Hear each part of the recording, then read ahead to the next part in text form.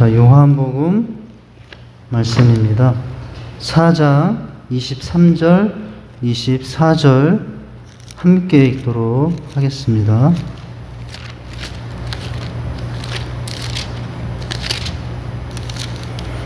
요한복음 4장 23절에서 24절입니다. 다 같이 읽겠습니다. 시작.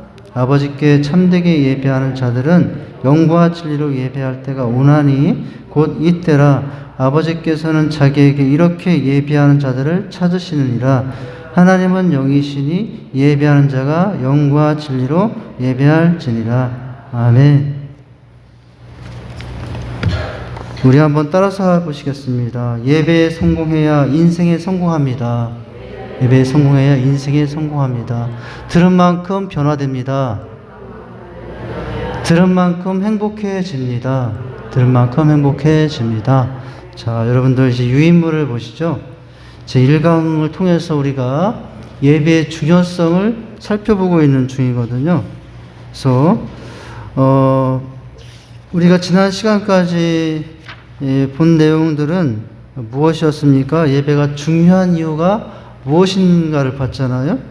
예배가 중요한 이유는 첫 번째는 하나님이 원하시기 때문이고, 또 두 번째는 인간이 창조된 목적이기 때문이고, 또 셋째는 무엇이었습니까?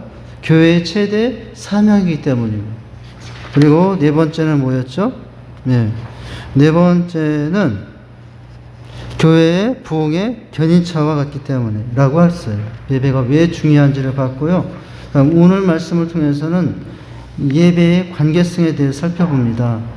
우리가 이제 괄호 1번 괄호 첫 번째 보면은 그 관계성의 첫 번째 관계성은 하나님과의 관계를 보게 될 거예요.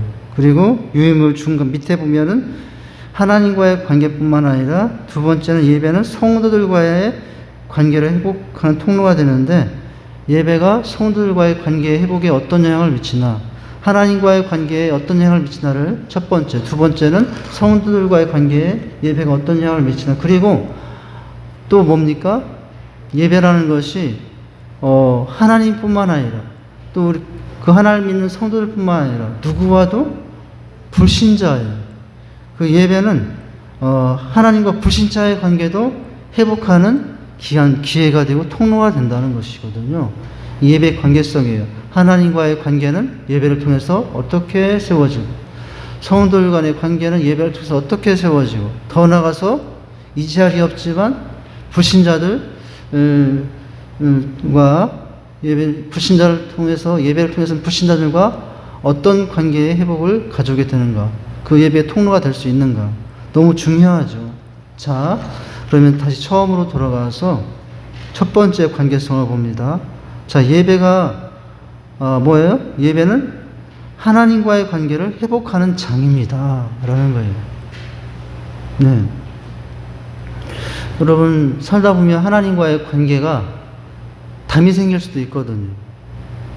원치 않든 또는 원하든 자기의 어떤 제약으로 인해서 또 주변 환경으로 해서 하나님과의 관계가 막힐 수도 있고 더 담이 쌓여질 수도 있는데, 그 막힌 담과 장벽을 무엇으로 예배 드릴 때 이제 그 담이 사라지고 하나님과의 관계가 회복되는 통로가 될 수 있다는 거죠. 뭘 통해서? 예배를. 자, 예배는 하나님과의 관계를 회복하는 장입니다. 참된 예배는 뭐예요? 하나님의 무엇을 인정합니까? 주권을 인정하며 그분 앞에 무릎을 꿇는 예배예요. 그러니까 똑같은 예배지만 여러분, 이렇게 예배 드리는 사람이 있고 이렇게 드리지 못하는 사람이 있어요. 몸만 와 있을 뿐이지. 여러분, 여전히 인생의 주관은 내가 하고 있다고 생각하고, 이제 그렇게 살아가는 태도로 하나님 앞에 설 수도 있어요. 그러나 여러분, 참된 예배는 어떤 예배라고요? 내가 아니라 주권은 누구에 있다고요? 하나님께 있다고 하는 것을 인정하고, 하나님의 주권을 인정하며 하나님 앞에 엎드려는 예배, 무릎 꿇는 예배가 참된 예배가 되죠. 자, 이렇게 해서 하나님과의 최상의 관계를 유지하기 위해 하나님께 대한 감사와 그리고 자신의 죄에 대한 회개가 넘치는 예배가 되어야 된다는 거예요. 두 가지가 넘쳐야 된다고요. 감사가 넘치고 회개가 넘치는 예배가 되어야만 그 하나님과 낯서 있던 담이 장벽이 무너지고 관계가 회복될 수 있다는 거죠. 예배는 너무나 귀한 것입니다. 왜냐하면 하나님과의 관계를 늘 유지하게 만들어주고 더 깊게 만들어주는 통로가 예배이기 때문에 그래요. 그래서 예배만 성공해도 인생이 성공한다는 이유가 바로 여기에 있는 것이거든요. 자, 이제 6가지를 구분했지 않습니까? 6가지를 구분해서 하나님과의 관계 첫 번째는 뭡니까? 예배는 우리 안에 무엇이 넘치게 한다고요? 하나님의 생명이 넘치게 해요. 하나님의 생명이 넘치게 합니다. 예배는 바로 생명이신 하나님과의 사귐이기 때문에 그래요. 예. 여러분, 사람이 살아있다고 해서 살아있는 사람이 아니에요. 예. 내가 살아있다고 해서 숨 쉬고 있다 해서 산 사람이 아니라고요. 하나님의 입장에서 보면 죽은 사람도 있어요. 영이 죽었어요. 그러나 여러분, 하나님과 교제가 있고 예배가 있는 사람은 어떤 사람이에요? 산 사람이죠. 산 사람이에요. 하나님의 생명이 넘치고 있는 사람이라고 할 수가 있습니다. 이 하나님의 생명이 넘치는 은혜를 우리는 무엇을 통해서 받고 누릴 수 있다고요? 예배를 통해서 그 생명을 받고 누릴 수 있다는 것이죠. 자, 두 번째 뭡니까? 예배는 하나님과의 관계에서 무엇을 넘치게 합니까? 생명을 넘치게 하고, 두 번째는 예배는 우리 안에 평안과 기쁨을 넘치게 합니다. 우리 안에 평안과 기쁨. 그런데 이 평안은 세상의 평안과 세상의 기쁨이 아니에요. 이 평안은 하나님만이 줄 수 있는 하늘의 평안과 하늘의 기쁨이 넘치게 한다는 것입니다. 여러분, 세상적인 것에도 평안이 있고 기쁨이 있지만, 그런데 한계가 있어요. 세상이 주는 기쁨과 평안에는 나중엔 오히려 그것이 평안이 아니고 기쁨이 아니라 그 평안과 기쁨이 오히려 나를 해할 수도 있는 그런 기쁨들이거든요. 세상이 주는 기쁨들이라는 것은. 근데 하나님의 기쁨은 그렇지 않죠. 하나님의 기쁨은 지금부터 영원까지 끝까지 언제나 우리를 세워주시고 우리를 이제 이렇게 안정케 하는 것이라 할 수 있죠. 자, 하나님과의 관계성에 있어서 두 번째, 예배는 우리 안에 하나님의 평안과 기쁨을 넘치게 한다. 예배할 때 무엇이 임하고요? 하나님의 나라가 임하며, 네, 하나님의 나라가 임하며, 하나님의 나라는, 그 임하는 하나님의 나라는 무엇이라고 말씀해주고 있어요? 성령 안에서의 의와 평강과 희락이라고 말씀해주고 있거든요. 여러분, 오늘 어떻습니까? 일주일 내내 참 분주하게 살았고 참 그렇게 살았잖아요. 일주일 내내 살다 보니까 내 마음도 시들해지고 영혼도 시들해지고 강팍해지고 날카로워지고, 우리가 그렇게 하다가 참 이 시간 하나님 편에 나왔지만은 어떻습니까? 이 예배 속에서 하나님의 평안을 느끼고 다시 체험받고 그 기쁨을 다시 회복하니까 여러분, 어떤 하나님의 나라가 내 안에 임해요? 그동안 시들고 날카로웠던 우리 영혼 속에 하나님의 평안과 성령 안에 주는 하늘의 희락이, 하늘의 의가 임하여 오늘 우리는 이 예배 속에서 하나님과의 관계를 새롭게 하고 있는 중인 줄 믿으시기 바랍니다. 여러분, 그래서 어떤 일이 있어도 우리가 예배에 성공해야 될 이유는 바로 이런 은혜를 누릴 수 있는 자리는 오직 하나님 앞에서 드리는 예배뿐이기 때문에 그래요. 여러분, 우리가 이날 이제 코로나도 풀렸다고 저 산 같은 단풍 구경한다고 어디 간다고 해도 눈은 시원할 수 있겠지만은 잠시 며칠 동안은 조금 그런 기분을 느끼게 할 수도 있겠지만 그게 나쁘다는 건 아니에요. 우리는 뭐 그럴 수도 있고 또 그런 걸 충분히 누릴 수도 있어야 돼요. 여러분, 답답하신 때마다 또 그런 것들 우리가 찾아서 그 속에 들어가서 거기서 평안을 누릴 수도 있어야 되고요. 그건 나쁜 것도 아니고 해서 안 되는 일도 아니고요. 왜냐하면 그 모든 것을 다 누가 지으신 것이기 때문에, 우리 하나님이 지으신 것이기 때문에 그렇잖아요. 그러나 이제 먼저는 뭐예요? 예배 안에서 하나님을 만나서 평안과 기쁨을 누리는 게 먼저예요. 그리고 나서 이제 세상으로 가죠. 그리고 나서 일터로 가고, 그리고 나서 가정으로 가고, 이제 그러면 예배 속에서 받은 이 평안과 기쁨을 가지고 이제 내 삶의 현장으로 가니까 날카로웠던 내 마음이 어느 정도 부드러워졌고 또 여유도 있고 그런 더 풍성한 마음으로 가니 어떻게 세상을 품고 또 사람들을 품고 민주답게 살아가는 은혜가 어디서 나옵니까? 예배 속에서 나오는 줄 믿으시길 바랍니다. 자, 세 번째 뭡니까? 예배와 하나님의 관계 속에서 중요한 세 번째는 예배를 통해서 누구를 알게 합니까? 하나님을 알게. 난 하나님 다 아는데요.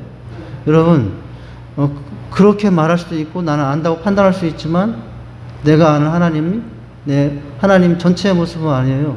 여러분, 내가 짧은 인생이 100년 동안 이 땅에서 하나님을 만나고 안다고 한들 내가 그 세월 동안 아는 하나님은 아주 조금 알고 가는 거예요. 그죠?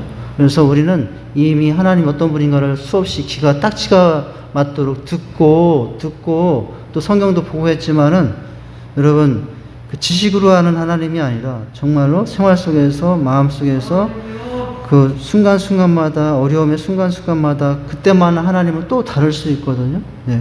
근데 우리가 그때마다 또 하나님을 새롭게 알아가는 것이거든요. 근데 예배는 무엇을 한다고요? 그 하나님을 알게 한다는 거죠. 자, 우리가 누구를 잘 안다고 할 때는 뭐예요? 가장 그와 사귐이 있다는 뜻이다. 하나님을 안다는 것은 바로 그런 뜻을 가지고 있다. 예배는 누구를 알게 한다고요? 하나님을 알게 한다고요. 여러분, 우리 오늘 찬양팀 또 불러도 은혜가 되는 찬양인데, 이제 내 안에 있는 가장 귀한 분 예수. 오늘 오전 말씀에도 누구를 아는 것이 가장 고상한 지식이라고 그랬어요. 하나님과 예수라는 것이 가장 고상한 지식이라고 그랬잖아요. 근데 그 하나님을 어디 속에서 더 알아가요? 예배 속에서 그 하나님을 더 알아가는 은혜가 있게 된다는 거죠. 자, 네 번째, 하나님과의 관계 속에서 예배가 주는 또 하나의 네 번째 축복은 뭡니까? 닮아간다는 거예요.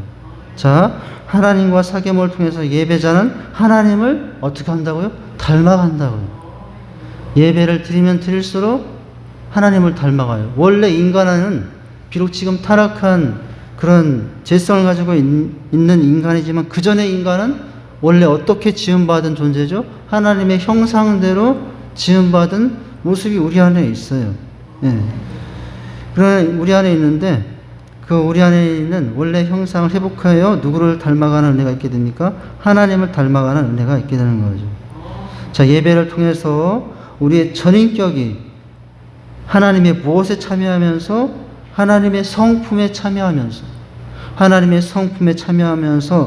뭐예요? 하나님의 성품이 우리 안에 온전히 회복되어 가기 때문에 여러분, 우리가 하나님의 예배를 통해서 하나님의 성품에 참여하면서 그 성품이 우리 안에서 온전히 회복되면 나는 내 성품은 누구를 닮아가죠? 하나님을 닮아가는 거예요. 예배를 드리면 드릴수록 그 사람은 누구를 닮아가고 있는 중이라고요? 하나님을 닮아가고 있다고 생각해요. 제 기억이 조금 희미한데 제가 학생 시절에 큰바위 얼굴이라는 그런 글을 읽은 기억이 나요. 큰바위 얼굴. 동네에 큰바위 얼굴이 있어요. 사람의 얼굴을 한 사람이에요. 그래서 그 주인공이 그 동네에서 이제 자란 그 주인공이 저 사람은 도대체 어디 있을까? 늘 눈 뜨면 보고 또 보고 있던 그 큰바위 얼굴. 세상에 누군가 닮은 사람을 저기다 그렸을 것이라고 하고서 찾아다녔죠. 그런데 찾아도 그 사람을 닮은 사람을 만날 수 없었는데 나중에 보니까 누가 큰바위 얼굴을 닮아 있었어요? 자기가 큰바위 얼굴을 닮아 있었다. 왜요? 태어나자마자 어려서부터 보고 또 봤으니 자기 얼굴이 누구를 닮아갔어요? 그 큰바위 얼굴을 닮아갔더라 라는 의미. 제 기억력이 지금 이제 부정할 수도 있습니다. 자, 부정할 수도 있지만은 뭐예요? 이렇게 예배를 통해서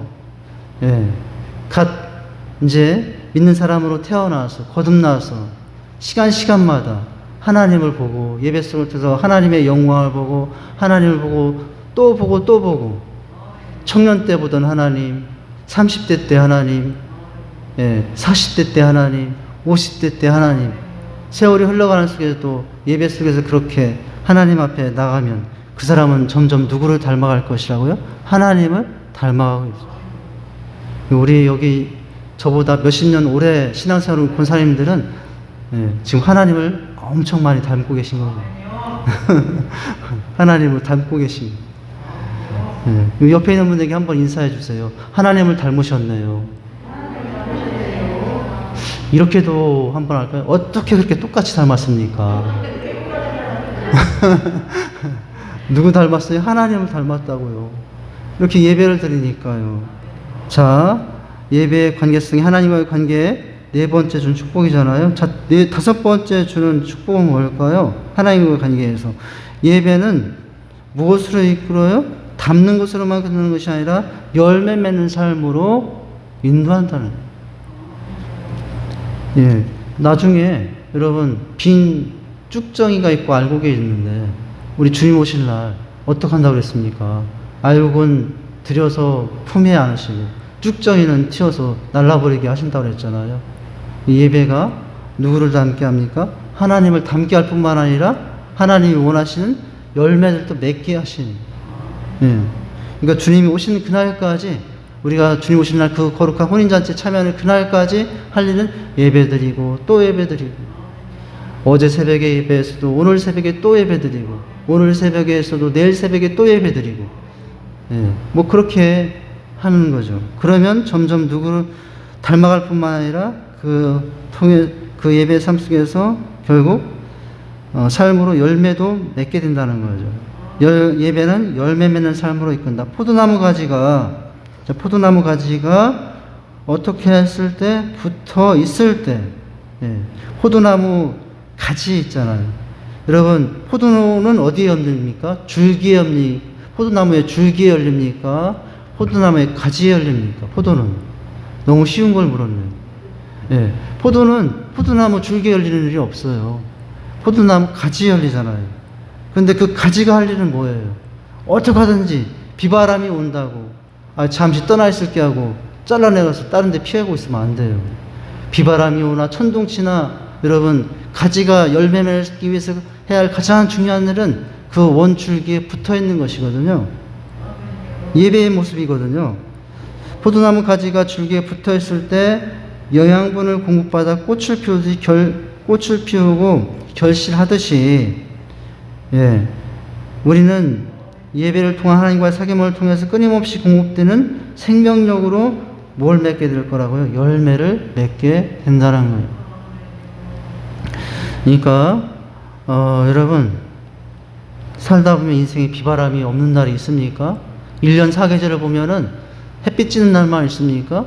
그렇지 않아요. 태풍이 부는 날도 있고 비바람이 부는 날도 있고 우리 인생도 살다 보면 그런 날도 있겠지만 여러분 그럴 때 어떤 상황일지라도 우리가 정말 힘써 제일 먼저 해야 될 일은 예배 자리를 떠나지 않고 여러분 원줄기 되신 포도나무신 하나님께 붙어서 예배하는 자로 살아가시기 바랍니다. 그럴 때 열매 맺는 삶이 된다는 것이죠. 자, 여섯 번째 축복은 뭡니까?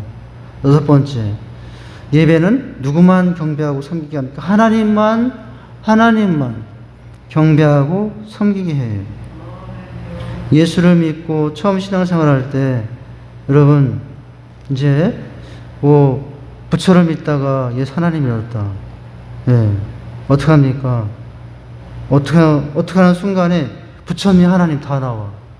그냥 이제 교회 나온 지 얼마 안 된 이제 불교 신자라면은 어떤 일 있으면은 하나님 믿었으니까 하나님도 부르고 무의식적으로 부처님도 나오고 그렇죠 있잖아요. 그런데 그럼 뭐예요? 그런 신앙일지라도 예배가 지속되면 이제는 누구는 사라집니까? 부처 우상은 사라지고 누구만 생각하고 누구만 부르게 되죠? 하나님만 생각하게 되고 하나님만 섬기게 되는 은혜가 있게 되는 거죠. 자, 예배는 하나님만 경배하고 섬기게 된다. 여러분 하나님만 경배하고 섬기고 싶습니까? 예배자가 되시기 바랍니다.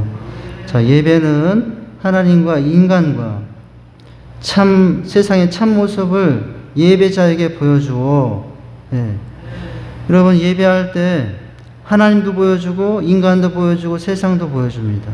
보여줌으로 경배의 대상이 인간도 아니고 세상도 아니고 오직 누구인 것만 하나님 것만 알게 해준다는 거예요. 경배와 찬양의 대상이 누구인가를 분명히 알게 해주는 게 뭐라고요? 예배라고요. 인간은 사랑할 대상은 되지만 믿을 대상이 되지 않아요. 자연도 마찬가지예요. 예. 이제 하나님만이 우리의 경배 대상이며 세상의 모든 피조물은 하나님의 영광을 위한 인간의 관리 대상일 뿐이에요. 예. 이 관계를 분명히 알면 우리는 피조물을 신으로 섬기는 우상 숭배에 빠지지 않게 될 것이다라는 거예요. 예. 자, 이제 이런 은혜를 예배를 통해서 받게 된다. 예배를 통해서 하나님만 경배하게 돼요. 인간도 아니고 세상도 아니고 우상도 아니고. 여러분 잘못되어 미혹되어 인간의 세상의 우상에 치우칠 수 있고 미혹을 받아 마음을 뺏길 수도 있지만 여러분 그 뺏긴 마음을 다시 찾아오게 하는 것이 뭐예요? 예배 시간입니다. 뺏긴 마음들을 다시 되돌려줘요. 하나님께서. 예배를 통해서. 자, 어떻게 해서 또한 하나님만 섬기게 할까요? 이제 마찬가지예요. 자신을 깨닫게 해서 하나님만을 섬기게 합니다. 이 뒷부분이 그런 내용이에요. 하나님과의 만남이 있는 예배를 드리게 되면 거기에 자기가 누구인지 깨닫는 겸비함이 있게 됩니다. 여러분 하나님을 만나면 깨닫게 되는 대상이 있는데 나를 깨닫게 돼요. 그래서 그 하나님 앞에서 나를 깨닫게 되는 겸비함이 있게 됩니다. 자신이 거룩하신 하나님 앞에 나가기 얼마나 부적합한 존재인지를 알게 됩니다. 예배를 드릴 때. 뿐만 아니라 그런 아는 자기 인식과 회개가 있게 됩니다. 예배 속에서 주신 은혜예요. 그러므로 예배는 누구만 경배하게 합니까? 인간도 아니고 세상도 아니고 우상도 아니고 자신도 아니라 하나님만을 예배하게 만들어주는 거예요. 자, 부적합한 존재인지를 아는 자기인식과 회개가 있다. 뉘우침이 있고 돌이킴이 있어요. 여러분 어디에? 예배 속에. 한 시간의 예배 속에 여러분 이런 수많은 은혜가 있게 되는 거예요. 뉘우침과 돌이킴이 있게 됩니다. 할렐루야. 잠을 깨라고 저희가 잠시 허락을 했습니다. 잠들 깨셨나요? 자, 뉘우침과 돌이킴이 있다. 여러분, 우리가 살다 보면 이제 인간인지 약한지라 때로는 죄를 지을 수도 있고 멀리 떨어질 수도 있어요. 그러나 예배를 통해서 우리는 돌이키면 되는 것입니다. 뉘우치면 되는 것이에요. 세상에는 예배를 통해서 또 용서받고 그 용서하심의 은혜와 사랑에 감격하여 이제 또 새로운 삶을 시작하게 되는 거죠. 세상엔 두 가지 죄인이 있답니다. 용서받지 못하는 죄인하고 용서받는 죄인이 있는데 여러분 하나님 어떤 분이세요? 용서 못할 죄인은 없은 분이 원래 하나님께서 하는 모습이에요. 그런데 여러분 하나님도 용서하지 못하는 죄인이 있대요. 하나님도 용서하지 못하는 죄인. 간음자일까요? 살인자일까요? 도둑질한 사람일까요? 여러분 하나님도 용서하지 못하는 죄인 누구일까요? 회개하지 않은 죄인은 하나님도 용서할 수 없다는 거예요. 회개하지. 그런데 여러분 예배는 우리를 회개하게 만들어줘요. 그래서 누구만 섬기게 합니까? 하나님만 섬기게 하는 거죠. 자, 이제 마지막 문장 보시죠. 거기에는 다시 한번 하늘로부터 부어주신 신적인 은혜 없이는 살 수 없는 자신의 초라한 모습을 발견하게 됩니다. 은혜 없이는 살 수 없다는 것을 찬양을 통해서 말씀을 통해서 기도하면서 깨닫게 돼요. 예배 속에. 그렇게 되고 삶의 모든 소망을 어떻게 됩니까? 자신의 선의 상태나 의로운 행위에 두지 않고 이제 소망이 나에게 있지 않아요. 내가 비록 한 주 다른 주보다 좀 더 열심히 선하게 살았을지라도 여러분 그것이 나에게 소망이 아니에요. 삶의 모든 소망을 자신의 선한 상태나 의로운 행위에 두지 않고 오로지 자비로우신 하나님께 두지 않을 수 없게 됨을 깨닫게 됩니다. 이 모두 예배를 통해서 경험하는 사건들이에요. 여러분 예배를 통해서 경험하는 사건들. 여러분, 우리는 세상에 살면서 수많은 사건, 사고를 경험하며 살아요. 수많은 사건 속에 살지 않을 수 없는 게 우리 삶이에요. 근데 여러분, 우리가 경험하게 되는 수많은 사건, 사고 속에는 어떤 사건과 사고도 있어야 될까요? 사건, 사고를 부정적으로만 볼 것이 아니라 오늘 이 문맥 속에 이 말씀을 통해서 제가 생각한 건 뭐냐면은, 여러분, 세상 속에 우연치 않고 원하지 않은 사건과 사고 속에서만 살지만 또 우리에게는 그렇게 사건 없이 사고 없이 살 수 없는 게 우리 인생이지만 우리에게는 여러분 어떤 사건과 사고도 있어야 돼요. 예, 그런 세상의 사건과 사건 속에서도 하나님을 만나는 사건과 사고가 우리 삶 속에 있어야 된다는 거예요. 예, 하나님을 만나는 사건, 사고 있어야 된다는 거예요. 여러분, 어떡하든 사고 없으세요. 사건이 없기 바랍니다. 그러지만은 어떤 사고와 사건은 있어야 돼요? 하나님을 만나는 사건과 그 사고는 있어야 돼요. 우리 한번 서로 인사합시다. 하나님을 만나는 사건이 많으시기 바랍니다. 네. 요금만 듣는 사람이 시험이 될 수 있어. 네. 그 앞뒤를 잘 들어야죠. 그렇죠? 자, 예배를 통해 경험하는 사건. 여러분, 예배는 사건의 시간이에요. 예배는 사고를 만나는 시간이에요. 하나님을 경험하고 하나님을 만나는 사건과 하나님을 만나는 사고의 시간이라고요. 자, 뿐만 아니라 이렇게 살아있는 예배를 통해 하나님을 만난 사람들은 그러한 예배 정신으로 자신의 삶을 하나님께 바치지 않으면 안 된다는 사실을 깨닫고 누구를 위해서 살아가게 됩니까? 하나님을 위해서 살아가게 돼요. 예배의 축복인 줄 믿으시기 바랍니다. 예배를 통해서 하나님과의 관계 속에서 누리는 축복이라는 거예요. 자, 생명이 넘치게 되고 기쁨이 넘치게 되고 하나님을 더 깊이 알게 되며 하나님을 닮아가고 열매 맺는 삶이 되고 하나님만 사랑하게 되고 할렐루야. 이게 예배가 주는 축복이에요. 두 번째는 뭡니까? 성도들과의 관계 가운데 자, 예배가 주는 통로는 뭐냐? 자, 예배는 또한 성도들 간의 관계를 회복하는 통로. 네. 서로에 대한 사랑과 교제가 넘쳐나는 예배가 되어야 합니다. 여러분, 예배를 충만하게 받고 예배에 은혜가 있으면 왜 이렇게 옆에 있는 성도들이 이뻐 보여요? 근데 예배를 통해서 은혜를 못 받고 막 예배 속에서 여기저기 온 천지 여기저기 다 헤매다가 하나님도 못 만나고 그렇게 예배를 드리고 끝나서 옆에 성도들 보세요. 왜 이렇게 믿게 보여요? 예? 아, 예. 우리 권사님은 항상 예배에 성공하기 때문에 이 예배가 성공하면은 옆에 있는 지체들이 너무 사랑스러워 보여요. 너무 귀하게 보이고 너무나 아름답게 보이고 제가 이번에 가서 며칠 동안 가서 이제 있는데 이 간호사분들이 왜 이렇게 자주 왔다 갔다 하는지. 예, 그런데요, 저는 거기서 속으로 아, 저분들이 천사구나 그런 생각을 했어요. 막 시간마다 와서 어디 아프세요? 어디 아픈 데는 없어요? 이 시간마다 주사 꽂아서 살은 아프게 하지만은 예, 어디 불편한 데는 없냐고 하면서 24시간 교대 근무를 하면서 그 병실에 왔다 갔다 하면서 저한테 늘 질문해 주시는 거예요.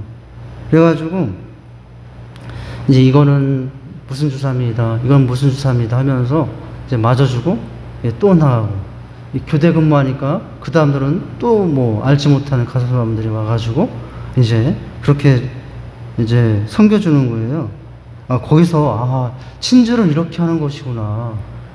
예, 간호사들이라는 직업이 너무나 귀한 직업이구나 라는 것을 거기서 깨달았어요. 그러면서 이제 카톡이 왔더라고요. 간호사분들의 이제 저 점수 매기는 거 이렇게 오잖아요. 의사 선생님들은 어떻게 했습니까? 제가 감동을 하고 퇴원했기 때문에 무조건 매우 잘함 다 눌렀어요. 예. 한 번도 네, 잘함이라고도 하지 않고 매우 잘함이라고 5번째 다 동그라미를 쳐줬어요. 제가 해드릴 수 있는 게 그것뿐이 없던 것 같더라고요. 네, 지금 무슨 얘기하다가 여기로 왔나? 무슨 얘기를 하다가 여기로 왔는지 모르겠네요. 예? 아, 예, 예. 자, 예, 그런데 지금 뭔가 하다가, 뭐냐면은 이 성도들 간의 관계를 이렇게 회복하는 통로다. 예, 너무 예쁘게 보인다. 너무 귀하게 보인다. 라고 하는 것을 봤어요. 예, 집에 왔더니 또 간호사분만 그렇게 하는 것이 아니라 우리 집사람이 또 왜 이렇게 잘해주는지.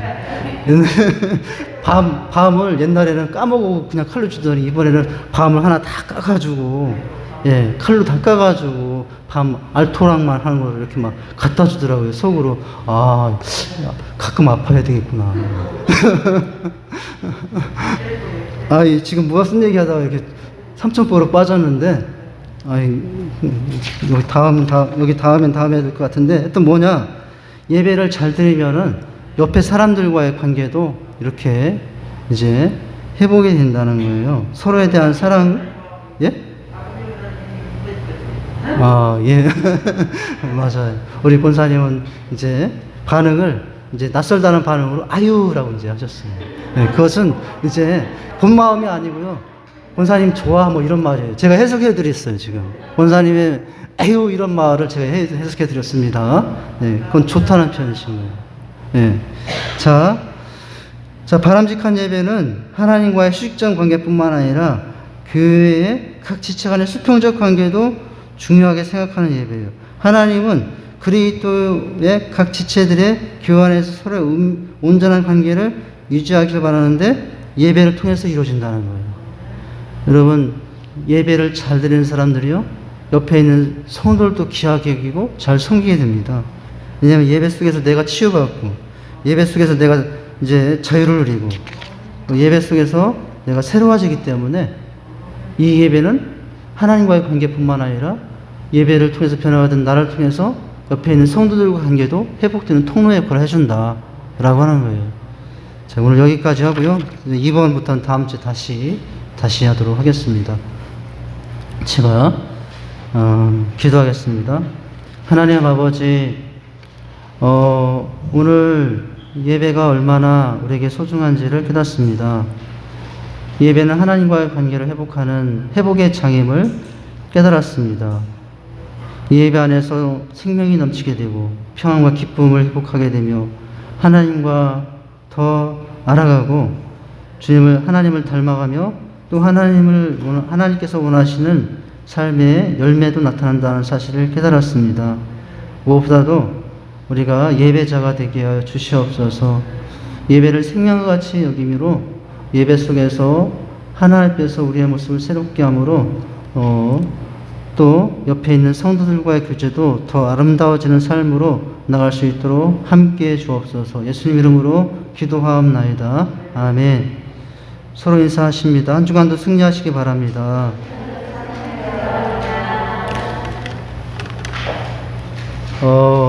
부르실 찬양은 성탄절 주님의 오심을 생각하시면서 이 찬양을 부르시면 합니다. 주님 나라 임하시네. 우리 성탄절에 오실 주님을 미리 생각하시면서 찬양하십니다. 템포는 70입니다.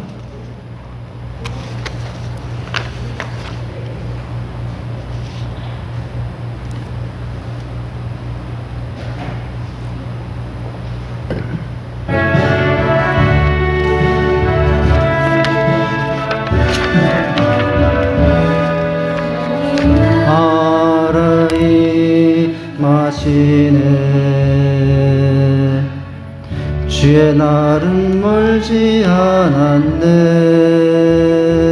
너는 일어나 주를 따르라. 하나님 널 부르시네. 세상은 아직 어둠 속에 빛 대신 주 보기 원하네.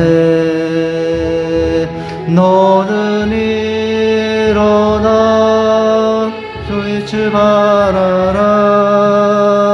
주님의 영광 내게 임했네. 일어나 주 위에 서라. 강한 용사여 주님이 주께서 다시 오실 길 그 길 예비하라. 영광의 주님 오만하게 와 곧 오시네. 다시 한번 찬양합니다.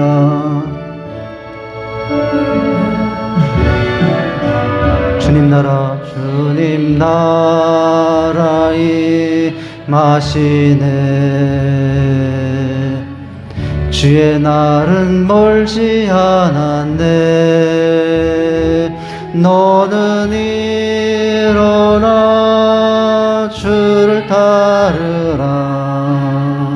하나님 널 부르시네.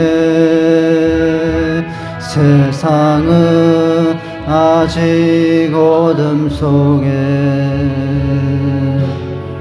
빛드신 주 보기 원하네. 너는 일어나 그 빛을 바라라. 두 손 들고 찬양합니다. 주님의 영광 내게 임했네. 일어나 주 위에 서라. 강한 용사여 주님이 너와 함께 하시네. 주께서 다시 오실 길 그 길 예비하라. 영광의 주님 오만하게 와 곧